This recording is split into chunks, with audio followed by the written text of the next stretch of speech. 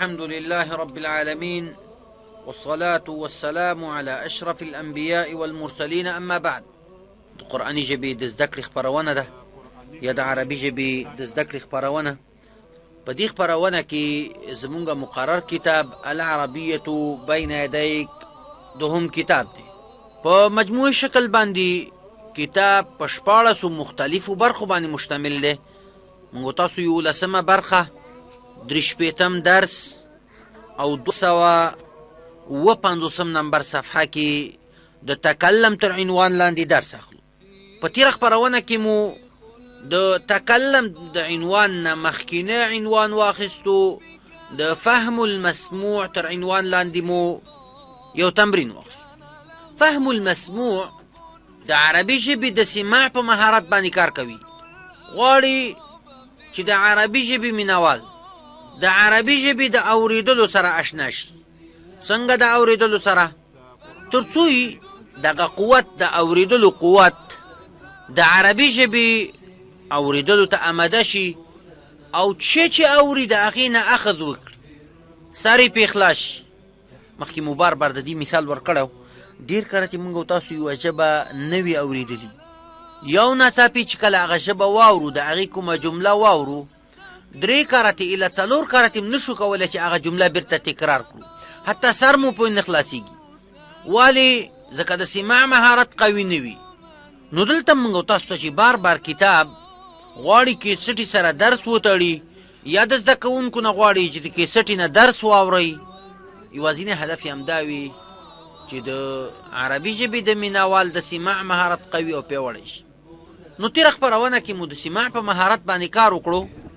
اوس راځو، غواړي چې د عربي ژبې د تکلم سره یا په عربي ژبه باندې خبرو کولو سره خپل مینوال آشنا کړي. څنګه د عربي ژبې مینوال کولی شي چې په عربي ژبه باندې خبرې وکړي؟ نو بیا دې ته عنوان ورکوي تکلم. که موږ تاسو علامه ګورو، خپل کتابونو ته ځیر شو، نو یو عکس یا تصویر ورکوي او د هغه خولې ته اشاره کړې وي او داسې د خبرو انداز یا شکل ترې معلومي. معنی ده چې خبرې وکړه، په عربي ژبه باندې خبرې وکړه.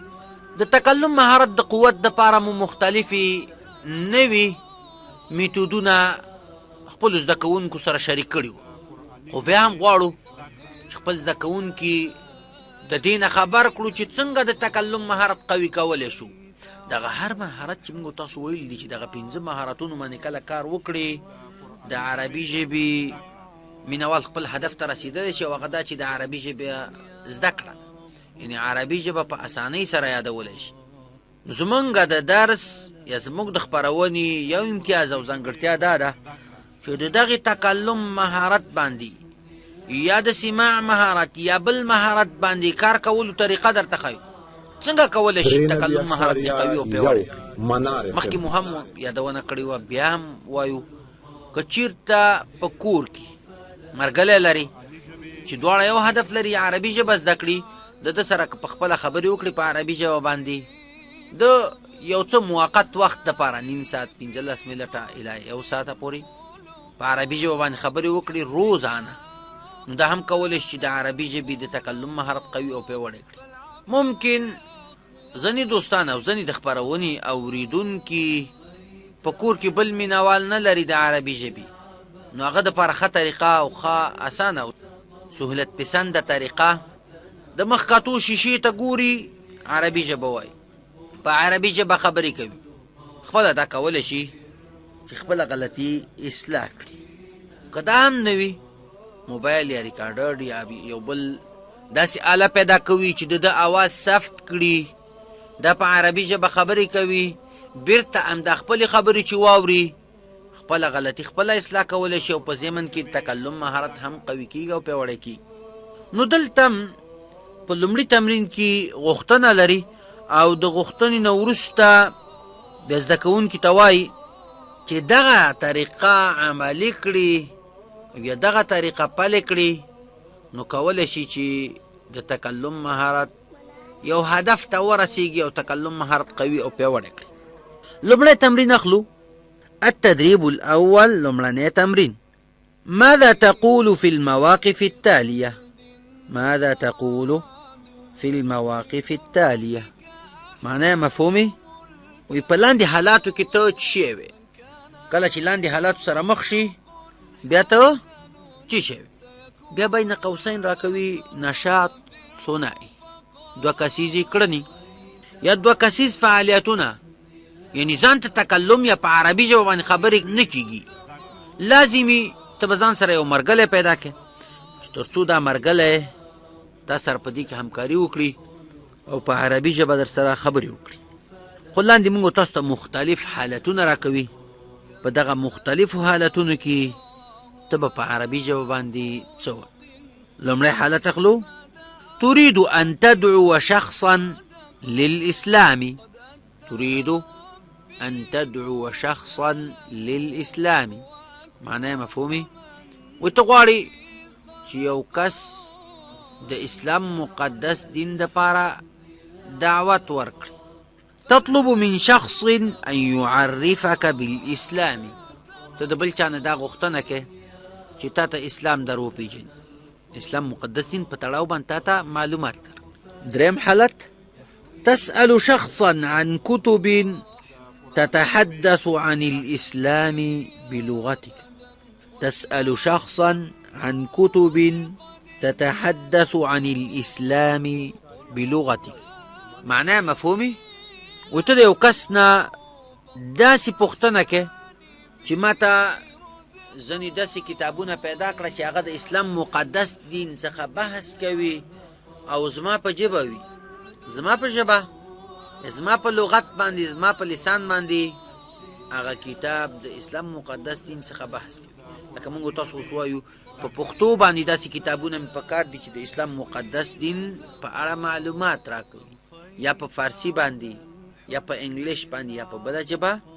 چې خپله ژبې باندې لیکل شوي او د اسلام مقدس دین څخه بحث کوي څلورم حالت شخص يسألك عن بعض المسلمين الذين لا يعملون بالإسلام شخص يسألك عن بعض المسلمين الذين لا يعملون بالإسلام معناه مفهومي ويو کستانه پوښتنه کوي داس پوښتنه درنه کوي دا هغه کسانو په تړاو باندې چې مسلمانان دي او په اسلام مقدس دین باندې عمل نه کوي مسلمان دي خو د اسلام مقدس دین په تړاو کوم اهتمام نه کوي پنځم حالت شخص يسألك كيف يحافظ على دينه في هذا العصر یو کستانه پوښتنه کوي چې اوس د خپل دین ساتنه څنګه وکړي په دې زمانه کې د خپل دین ساتنه څنګه وکړي په کومه طریقه باندې اخیرا شپږم حالت اخلو شخص يسألك عن مستقبل الإسلام شخص يسألك عن مستقبل الإسلام ويو کس ستانا پوښتنه کوي د چی په رابطه د آینده د اسلام مقدس دین په رابطه تانه پوښتنه کوي دا شپږ حالتونه و تا ته وایي که څوک تانه د دغه شپږو حالتونو په تړاو پوښتنه وکړي ته به د دغه شپږو حالتونو په جواب کې څه وایي او څه چې وی باید په عربي ژبه جواب ورکړي نو خپله د ضمنا د عربي ژبې د تکلم مهارت قوي کیږي او پیاوړی کیږي دا هم یوه طریقه وه د عربي ژبې د تکلم مهارت د قوت دپاره چې په یوه موضوع باندې بحث وکړي یو چا سره په یوه موضوع باندې په عربي ژبه بحث مباحثه وکړي نو خپله د تکلم مهارت ورسره قوي کیږي او پیاوړی کیږي دویم تمرین ترازو د تکلم تر مهارت لاندې دویم تمرین راکوي مخکې دې نه چې تمرین واخلو تمرین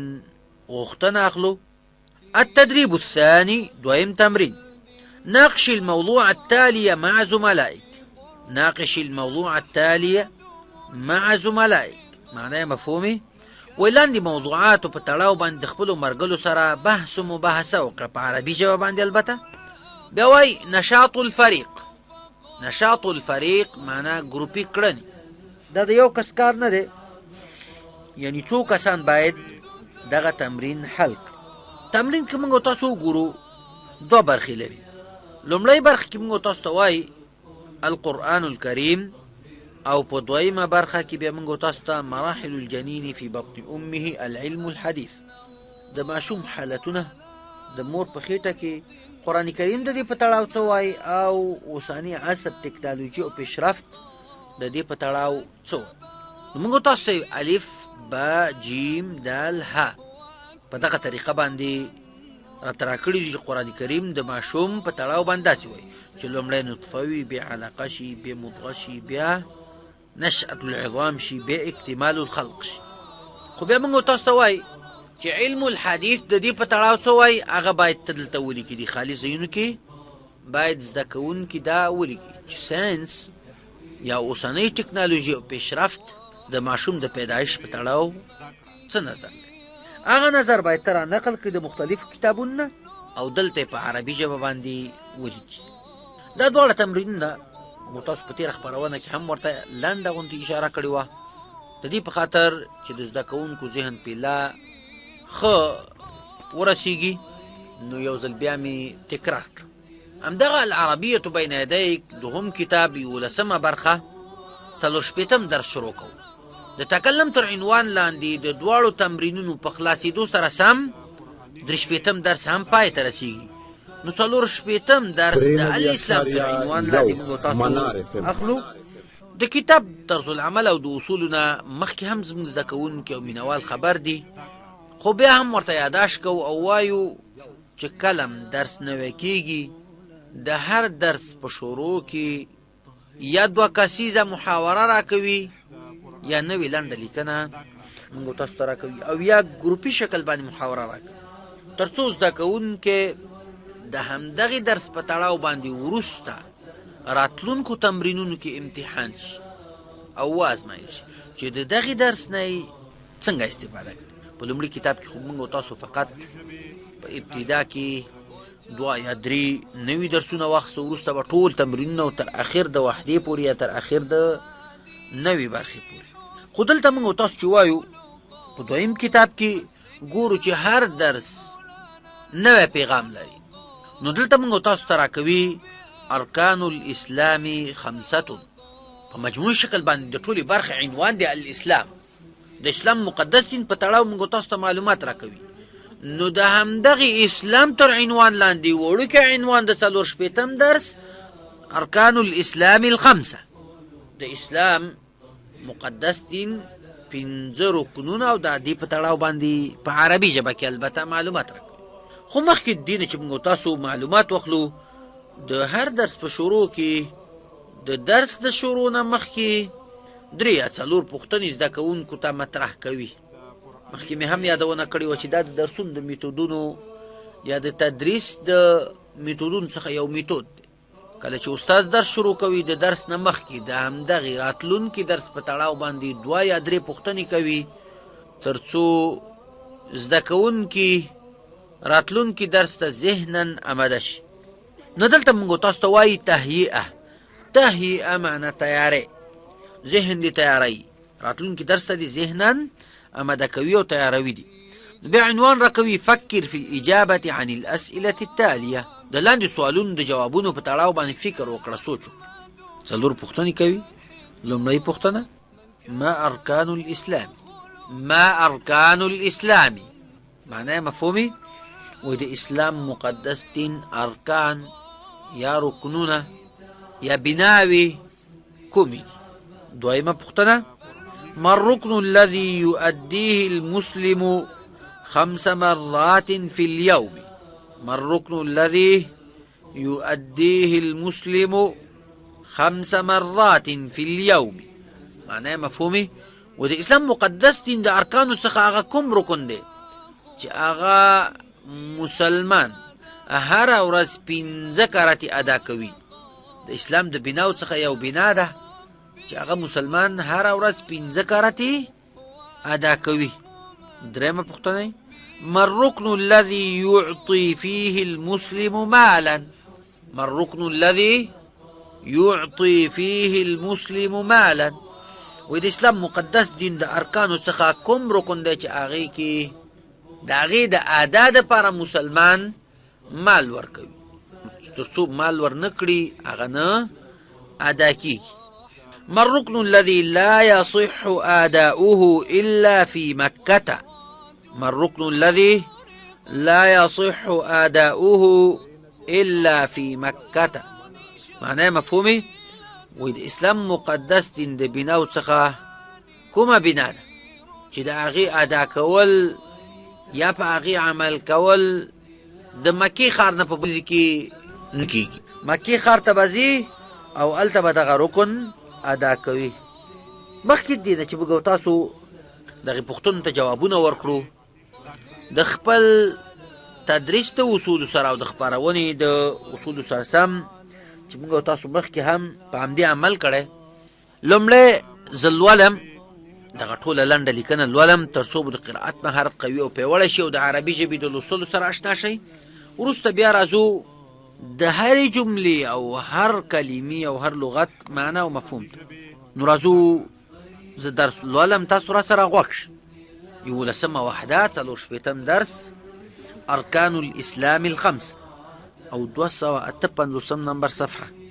قال الرسول صلى الله عليه وسلم: بني الإسلام على 5: شهادة أن لا إله إلا الله وأن محمدا رسول الله وإقام الصلاة وإيتاء الزكاة وحج البيت وصوم رمضان. وهذا تعريف بأركان الإسلام. وصوم رمضان تبدغ زيد رسول الله صلى الله عليه وسلم وينعو بيددين ورستا كتاب علم واي. وهذا تعريف بأركان الإسلام. الركن الأول الشهادتان لا إله إلا الله محمد رسول الله، وهما مفتاح الدخول إلى الإسلام، فمن قالهما فقد دخل في الإسلام. الركن الثاني الصلاة، وهي عمود الدين. قال صلى الله عليه وسلم: رأس الأمر الإسلام وعموده الصلاة وذروة سنامه الجهاد في سبيل الله، وهي أول ما يحاسب عليه العبد يوم القيامة. قال صلى الله عليه وسلم: أول ما يحاسب عليه العبد يوم القيامة الصلاة، فإن صلحت صلح سائر عمله، وإن فسدت فسد سائر عمله. والصلوات 5: صلاة الفجر والظهر والعصر والمغرب والعشاء. وللصلاة أوقات معينة. قال الله تعالى: إن الصلاة كانت على المؤمنين كتابا موقوتا. الركن الثاني الزكاة، وهي ما يخرجه المسلم من المال إلى الفقراء.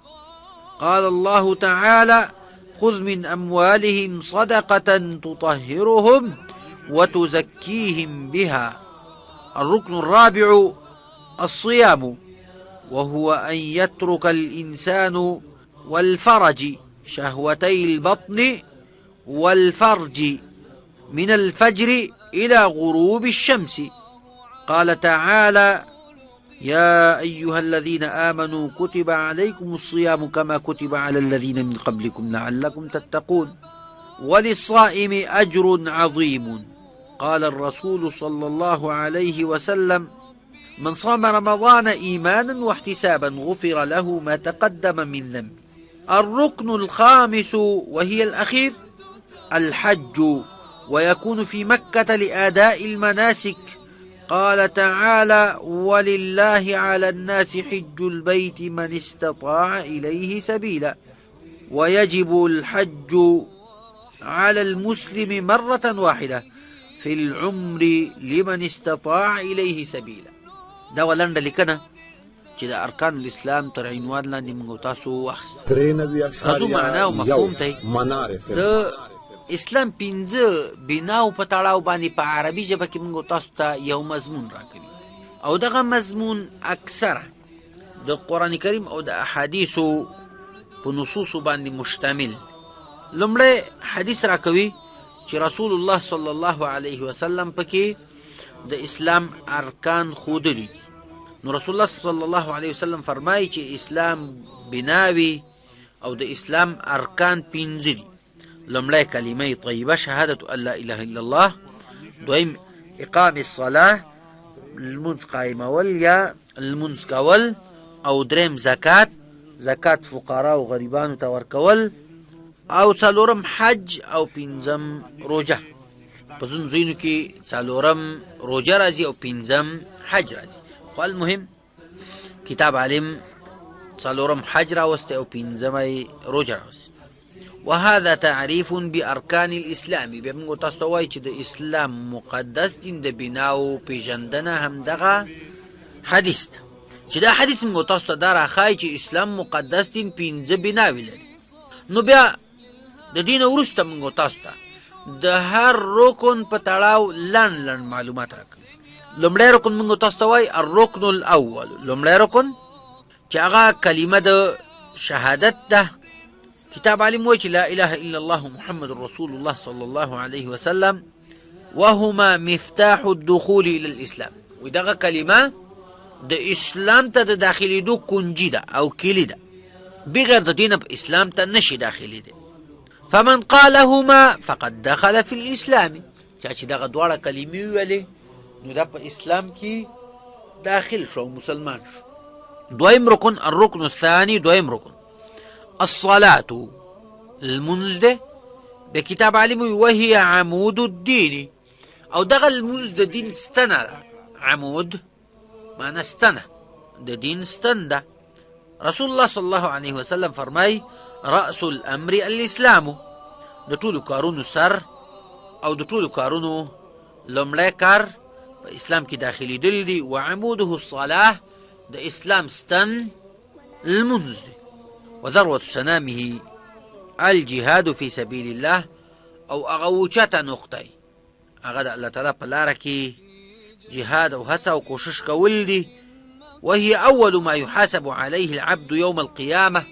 المنز هغه څه دي چې لومړی محاسبه الله تعالی د انسان سره د همدې کوي، د لمانځه په تړاو ورسره حساب و کتاب کوي. او په دې خبره باندې دلیل چې لومړی حساب د لمانځه کېږي. رسول الله صلی الله علیه وسلم فرمای اول ما يحاسب عليه العبد يوم القيامه الصلاه. ولومړی محاسبه او لومړی حساب چې د انسان سره کېږي د قیامت په ورځ باندې هغه لمونځ. بیا رسول الله صلی الله علیه وسلم فرمای که چېرته د لمونځ نتیجه صحیح راووته نو باقي ټولو عملونو نتیجه یې دې پورې تړل ده. که دا صحیح راووته ټول عملونو نتیجه به صحیح وي، که چېرته د لمانځه نتیجه خرابه او ګډه وډه وه نو ټوله نتیجه به یې ګډه وډه وي د ټولو اعمال. بیا کتاب عالم وایي والصلوات خمس، لمونځونه پنځه دي. پنځه وخته د اسلام مقدس دین په مسلمانانو باندې لمونځ فرض کړی. هغه موږ تاسو سره ښایي د سحر لمونځ، صلات الفجر معنا د سحر لمونځ، صلاة العصر د مازدیګر لمونځ، او صلاة الظهر د ماسپښین لمونځ، صلاة المغرب د ماښام لمونځ، صلاة العشاء د ماخوستن لمونځ. بیا کتاب عالم وایي وللصلاة اوقات معینه، د لمانځه دپاره معین وختونه ښودل شوي دي. هر وخت کې لمونځ نشي کولی. فرضي لمونځونو دپاره خاص وختونه الله تعالی موږ تاسو ته خاص کړي دي. او په دې باندې دلیل چې دی الله تعالی وایي ان الصلاة كانت على المؤمنین کتابا موقوتا. بشکل لمونځ چې دی دا په مسلمانانو باندې په خپل وخت کې فرض شوی دی. کتابا موقوتا انا په خپل وخت کې په مسلمانانو باندې او په مؤمنانو باندې فرض شوی. یعنی هر وخت کې فرضي لمونځ امکان نه لري چې ادا شي. دریم رکن په تړاو موږ تاسو ته معلومات راکوي الرکن الثالث، دریم رکن الزکات. زکات د اسلام مقدس دین دریم رکن دی. زکات څه ته ویل کېږي؟ وهي ما يخرجه المسلم من المال الى الفقراء. زکات هغه څه ته ویل کېږي چې هغه مسلمان د خپل مال نه اخلي، څه مال برخه اخلي او بیا یې فقیرانو مسکینانو ته ورکوي په کال کې یو کرت. باقي اضافي معلومات فقه علماو د فقه په کتابونو کې تفصیل سره ښودلي. په دې خبره باندې دلیل شی دی الله تعالی وایي خذ من اموالهم صدقة تطهرهم وتزکیهم بها. و ته دوی د مالونه زکات واخله. د څه په خاطر؟ تر څو د دوی مالونه په دې صفا شي او د دوی اعمال ټول صفا شي او برابر شي. نو دا آیات په دې دلیل دی چې زکات باید مسلمان د خپل مال څخه وباسي او غریب و مسکینانو او فقراو باندې توزیع کړي او تقسیم کړي.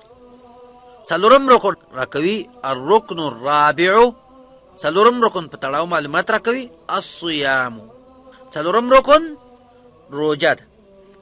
وهو ان يترك الانسان شهوتي البطن والفرج. روجه څه ته وایي؟ و چې انسان دغه دوه شهوتونه ټول پرېږدي، د الله د رضا دپاره مؤقت وخت چې کوم الله تعالی ښودلی دی په هغه وخت کې پرېږدي. کوم یو؟ البطن د خېټې شهوت، والفرج او د شرمګاه شهوت. د څه وخت ده؟ من الفجر الى غروب الشمس، د سهار د راختونه تر مرګ پرېوتو پورې. په دې خبره باندې دلیل شوی روجه فرض ده او د اسلام د ارکانو څخه یو رکن دی.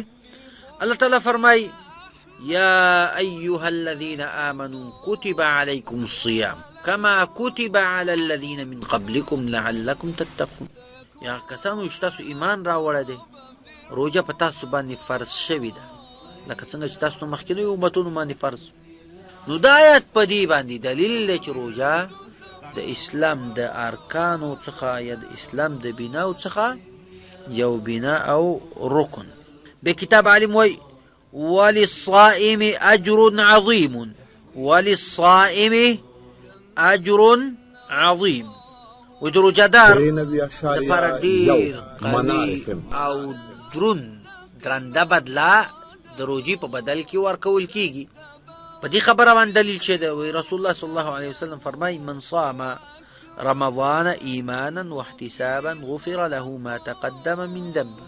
چا چې روجه د الله د رضا دپاره ونیوه او څنګه یې ونیوه چې د ایمان غوښتنه دا وه، د وجدان غوښتنه یې دا وه چې روجه په ما باندې فرض کړی شوې ده او زه به روجه نیسم، او په داسې حالت کې چې د ځان د دې حسابونکي ګڼلو چې زه روجه ونیسم او د روجې په بدله کې به ما ته الله تعالی د قیامت په ورځ قوي او درنده بدله راکوي، او هغه چې الله تعالی به راته د دې ګناهونو مغفرت کوي.